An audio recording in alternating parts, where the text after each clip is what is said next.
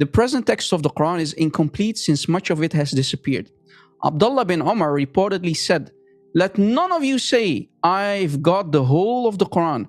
How does he know what all of it is? Much of the Quran has gone." Muslims are taught that the Quran is a perfect and complete, uncorrupted book. But did you know that early Islamic leaders like Uthman and Ibn Masud did not agree on which chapters should be part of the Quran? If you're a Muslim, you probably never heard this story before.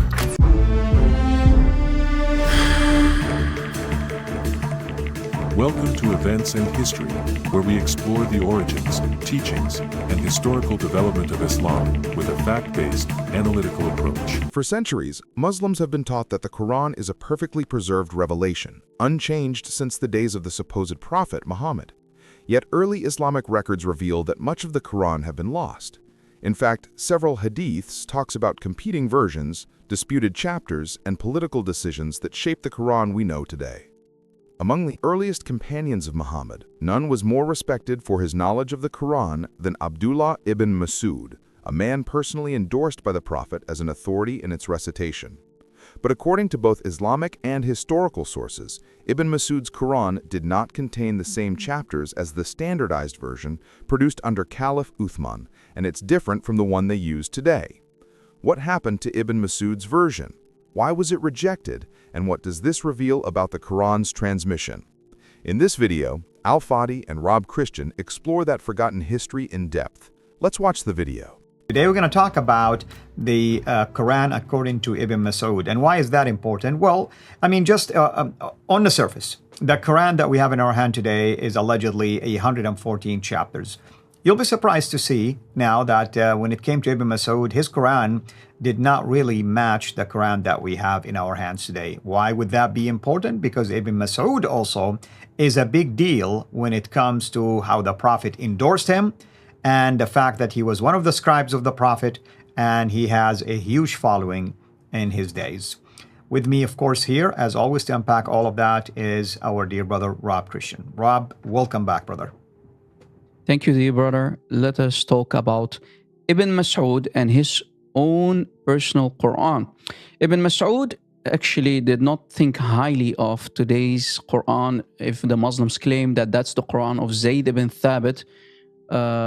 It's a claim, but they cannot prove it, because I challenge any sheikh with a big beard or a smaller beard to prove to us that today's Quran is the Quran of Uthman, as they are claiming. Show us one manuscript that agrees with today's Quran that goes back to Uthman from the 7th century and that is complete. But it's very important to talk about Ibn Masud because Muhammad said, go to 4 regarding the recitation of the Quran. And he mentioned Ibn Masud as the first trustworthy person to go to. So the question is, the million-dollar question, why would Muslims not go to Ibn Masud? Because Ibn Masud had 111 chapters, yet today's Quran has 114 chapters. So let's see what Ibn Masud used to say about today's Quran. And here, let me show you a couple of slides. On top, you see 2 references, Al-Itqan fi Ulum al-Quran, volume 2, page 25, and Ad-Durr al-Manthur by As-Suyuti, volume 1, page 106. If we scroll down, we see the following information. According to the son of the second Caliph Umar ibn al-Khattab, right, the son of the Caliph Umar of the second Caliph Umar ibn al-Khattab, the present text of the Quran is incomplete since much of it has disappeared. Abdullah ibn Umar reportedly said, "Let none of you say, I've got the whole of the Quran. How does he know what all of it is? Much of the Quran has gone." Imagine. So the Quran, as the Muslims have it today, is certainly not the complete Quran from the time of Muhammad. Let any Muslim then say instead, "I've got what has survived." This is really damaging. And this is all over the Islamic books. If we continue, like we mentioned, however, Ibn Masud does not think highly of today's Quran, the one collected by Zayd ibn Thabit. In comparing himself to Zayd ibn Thabit, he says, who Ibn Masud said, The people have been guilty of deceit in the reading of the Quran. And he's talking about Zayd ibn Thabit. So basically he calls the Quran of Zayd and Uthman bunch of basically a Quran that is full of deception. Ibn Masud continues saying, I like it better to read according to the recitation of him, meaning the Prophet of Islam, whom I love more than that of Zayd ibn Thabit. By him besides whom there is no God, I learned more than 70 surahs from the lips, directly from the lips of the Messenger of Allah, the Apostle of Allah. May Allah bless him. While Zayd ibn Thabit was a young boy, a youth, having 2 locks and playing with the youth. And the source is in the bottom. Ibn Sa'd, Kitab al-Tabaqat al-Kabir, volume 2, page 444. So as you see, Ibn Masud did not like the Quran of Uthman or let's say Zayd ibn Thabit. He did not agree with it. And actually, he did not want to give his own personal Mus'haf, his own personal Quran, to be burned by Uthman much later. Let us continue bringing down the hammer on the Quran of today, basically. Further evidence of Ibn Masud rejecting Surah Al-Fatiha. According to Ibn Masud, Surah Al-Fatiha, the very first chapter of the Quran, should not be part of the Quran. We read in Tafsir Al-Kabir the following. In some of the various, or in some of the previous books, it is written that Ibn Masud would reject Surah Al-Fatiha and Al-Mu'awwadhatayn, basically chapter 113 and chapter 114, the last 2 chapters of the Quran, as being part of the Quran. So if we do some calculation, according to Ibn Masud, the Surah Al-Fatiha, the first chapter, and the last 2 chapters of the Quran should not have been part of the Quran.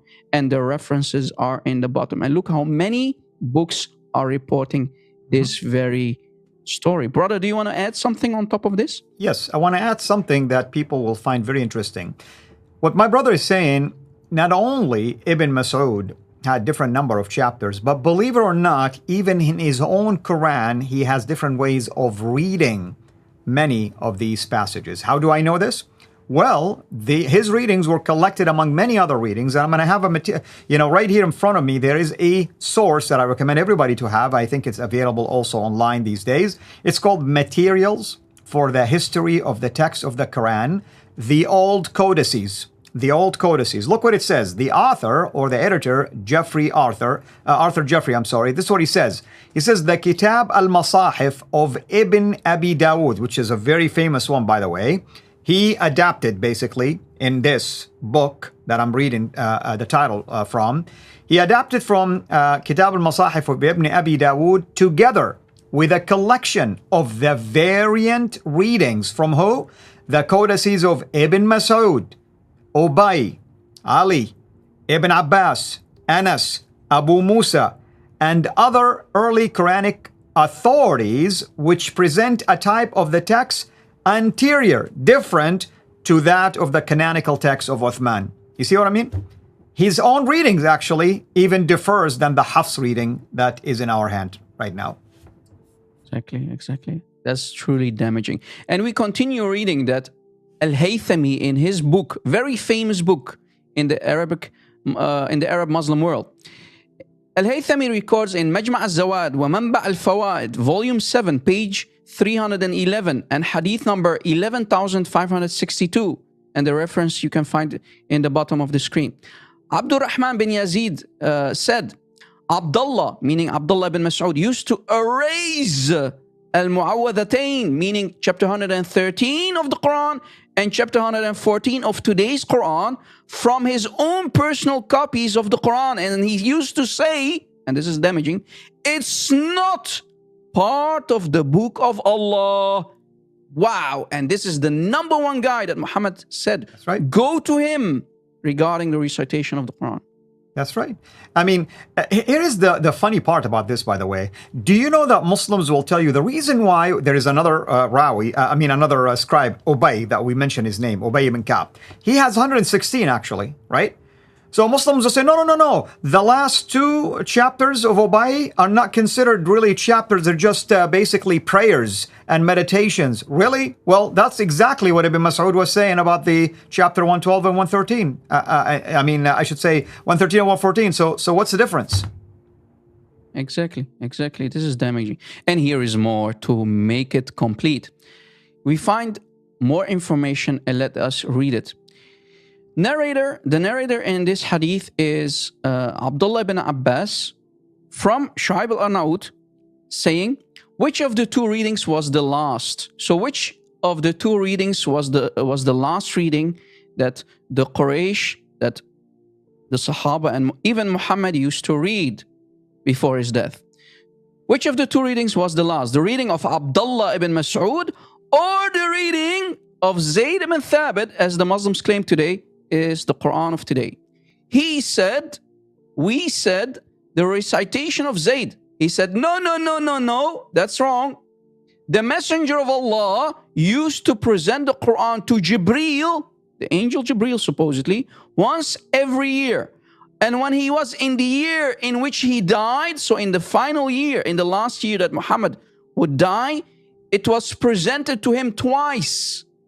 And the last recitation was that of Abdullah ibn Masud. Wow. And this hadith is, as you see, highly trustworthy, highly sahih. The chain of narration is authentic. Yeah. Which, by the way, this proves, brother, that there were a lot of political factors involved in deciding which readings. So Uthman used his power, his political influence, and determined that his own desired reading will trump what this hadith is saying. Exactly. So why would the Muslims not follow the reading of Ibn Masud? Because that was the final reading of the Prophet of himself. And you see the hadith is very authentic. And we see people like Abdullah ibn Abbas who are actually confirming that the last reading should have been Ibn Masud. So why did Uthman not go to Ibn Masud? What did Uthman not listen to Ibn Masud? Yet he chose a very young guy, in this case, Zayd ibn Thabit. He chose, of course, family over the more trustworthy Sahaba. So it was basically a political choice, right? And Uthman really made really poor choices. So today's Quran should have been 111 chapters, not 114 chapters. That's Thank right. you. I mean, again, you have someone who was writing down from the Prophet, allegedly, okay? I mean, let's take that story at face value. He was writing down the revelation from the Prophet. He has a different number of chapters. He was recommended by the Prophet to go to if you have any questions about the Quran. What did Uthman do? He threw him literally in the garbage and burned his basically material. At least he thought he burned his material, because we were able to trace it back again. Arthur Jeffrey did an excellent job of tracing it from quotations and commentaries and other places. And you can use, like, you look at Al-Tabari, Az-Zamakhshari, others, they will say, oh, Ibn Masud used to read it this way. Ubay used to read it that way. So it's still there. It survived. But what I'm saying is, why are you, my Muslim friends, not paying attention to the original, right? I mean, you can say Ibn Masud's reading is considered to be among the original readings. But no, you discounted all of that and you followed what Uthman says. That's why it's called the Uthmanic Rasm. So you're not following the Quran of Allah, you're following the Quran of Uthman. And that's a man-made, my friends. Last word for you, brother.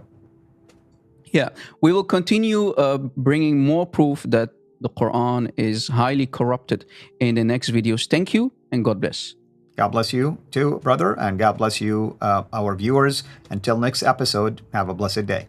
What we've just seen challenges one of the most deeply held assumptions in Islam, that the Quran has never been altered or disputed. The historical record shows otherwise.